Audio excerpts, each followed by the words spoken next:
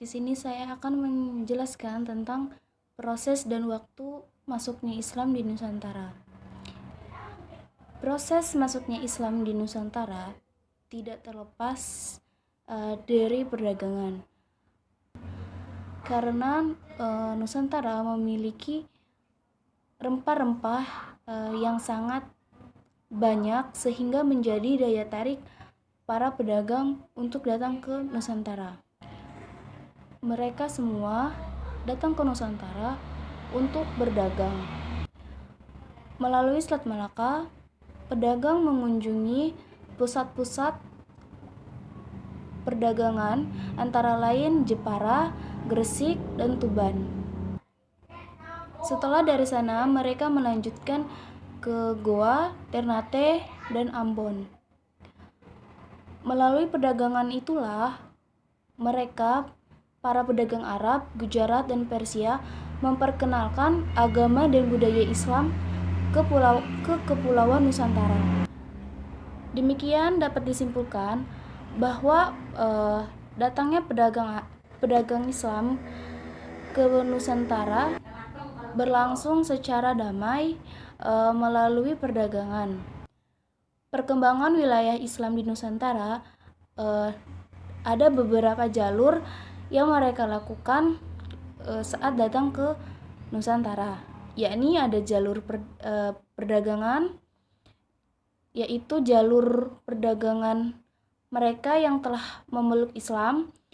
Kedua, ada jalur perkawinan, yakni antara mereka yang misalkan dari Arab, Persia, dan Gujarat menikah dengan masyarakat atau warga yang ada di Nusantara. Selanjutnya ada jalur dakwah dan terakhir adalah jalur kesenian. Selanjutnya saya akan menjelaskan tentang pusat-pusat pengembangan Islam di Nusantara. Islam dimulai sejak datangnya individual dari Arab atau mereka yang telah memeluk Islam sebelumnya. Dengan usaha mereka, Islam mulai tersebar di Nusantara secara perlahan-lahan dan sedikit demi sedikit. Dan setelah itu terbentuklah kerajaan-kerajaan Islam, yakni satu Kerajaan Malaka pada tahun 803 sampai 917 Hijriah. Yang kedua, Kerajaan Aceh pada tahun 920 sampai 1322 Hijriah. Yang ketiga ada Kerajaan Banten pada tahun 960 sampai 1096 Hijriah, dan keempat ada Kerajaan Demak, yakni 918 sampai 960. Baiklah, itu yang dapat saya sampaikan. Materi selanjutnya akan disampaikan oleh teman saya, Ratna Dwi Anggraini. Ya, saya akan menjelaskan tentang kedatangan bangsa-bangsa Eropa dan pengaruhnya. Bangsa Eropa mulai masuk ke Nusantara sejak perdagangan rempah-rempah melonjak naik di pasaran Eropa, sehingga bangsa Eropa berlomba-lomba untuk mendapatkan daerah-daerah penghasil rempah-rempah tersebut. Perdagangan di Asia berawal sejak berabad-abad sebelum Portugis tiba dan Verenigde Oost-Indische Compagnie atau disebut dengan VOC didirikan.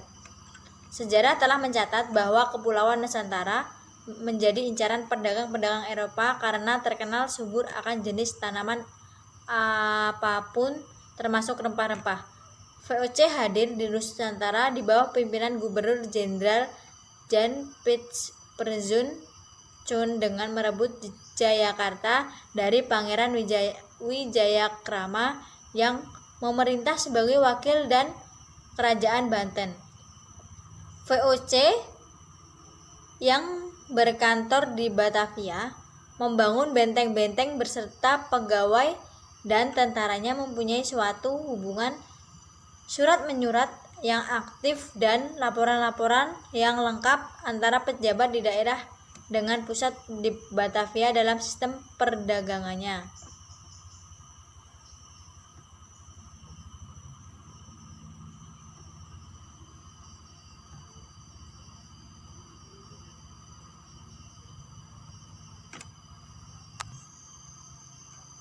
Kedatangan para pedagang atau koloni-koloni asing ini dapat diartikan sebagai sebuah proses perubahan yang tumbuh karena didorong oleh faktor dagang atau ekonomi, kemudian menjadi kolonialisme yang membentuk kekuasaan Nusantara oleh sistem kekuasaan Barat.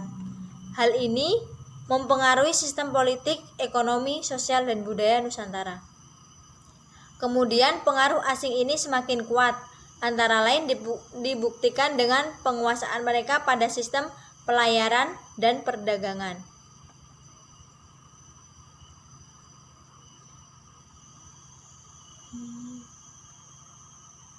Peninggalan budaya bukan hanya sebagai bukti keberadaan komunitas asing, tetapi sekaligus sebagai bukti aktivitas dan kekuasaan mereka pada saat itu.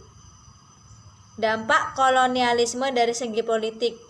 Politik adalah perjuangan untuk memperoleh kekuasaan. Yang selanjutnya, dampak kolonialisme dari segi pendidikan. Istilah pendidikan berasal dari bahasa Yunani yaitu pedagogi yang akar katanya pais yang berarti anak dan again yang artinya bimbingan. Selanjutnya, dampak kolonialisme dari segi psikologis. Menurut arti kata-katanya, maka psikologi sering diterjemahkan menjadi ilmu jiwa, yakni dari kata pitch yang berarti jiwa atau roh dan logos yang berarti ilmu. Jadi psikologi adalah ilmu yang mempelajari tingkah laku manusia. Yang selanjutnya, dampak kolonialisme dari segi sosial. Kata sosial berasal dari bahasa Latin yaitu socius yang berarti segala sesuatu yang lahir, tumbuh, dan berkembang dalam kehidupan bersama. Selanjutnya, dampak kolonialisme dari segi ekonomi. Menurut istilah, kata ekonomi berasal dari bahasa Yunani kuno yakni oikos yang artinya keluarga, rumah tangga, serta nomos ialah peraturan, aturan, atau hukum. Yang D, modernisasi dan perjuangan kemerdekaan. Kondisi umat Islam di Indonesia seperti di atas berjalan beratus-ratus tahun lamanya. Baru pada sekitar tahun 1803 bersamaan dengan kepulangan Haji Miskin, Haji Sumanik, dan Haji Piobang dari menunaikan ibadah haji dan untuk sementara waktu bermukim, mereka pulang kembali ke kampung halamannya di Minangkabau dengan membawa semangat Islam yang diilhami oleh gerakan Wahabi yang Puritan. Mereka mengadakan perombakan masyarakat secara radikal dan dalam banyak hal. Yang E, peran dan kedudukan Islam dalam Negara Kesatuan Republik Indonesia. Perkembangan hukum Islam di Indonesia sebelum abad ke-20 Masehi memang dalam wacana Syafi'iyah. Hal ini Yang selanjutnya yaitu peran dan kedudukan Islam dalam Negara Kesatuan Republik Indonesia. Perkembangan hukum Islam di Indonesia sebelum abad ke-20 Masehi memang dalam wacana Syafi'iyah. Hal ini terjadi karena proses Islamisasi di Indonesia sejak abad 12 dan 13 merupakan saat-saat di mana perkembangan hukum Islam berada pada masa krisis dengan penutupan pintu ijtihad sebagai titik-titik terendahnya, walaupun pada fase berikutnya banyak tokoh yang menggugat hal tersebut. Namun pada awal abad ke-20 muncul gerakan pembaharuan Islam, pasang surut pemberlakuan hukum Islam dan di Indonesia yang diterapkan oleh kekuasaan politik hukum yang berakat pada kekuasaan sosial budaya berinteraksi dalam proses pengambilan keputusan politik baik pada zaman Kesultanan, penjajahan Belanda maupun pada masa kemerdekaan. Sistem hukum barat, sistem hukum Islam, dan sistem hukum adat. Ketiga tradisi inilah yang menjadi sumber norma bagi terbentuknya sistem hukum nasional Indonesia merdeka. Yang pertama, abad ke-17 Masehi. Sesuai dengan kebijakan Sultan Iskandar Muda, mahkota Alam Syah dan Sultan sesudahnya sangat antusias mendatangkan ulama untuk usaha dakwahnya pada abad ke-17 menurut catatan Quraisy Shihab. Yang selanjutnya pada abad ke-18. Memasuki abad ke-18, tokoh-tokoh yang mencakup terkenal adalah Muhammad Arsyad Al-Banjari, yang selanjutnya Muhammad Zain bin Fikih Jalaluddin dari Aceh. Selanjutnya abad ke-19.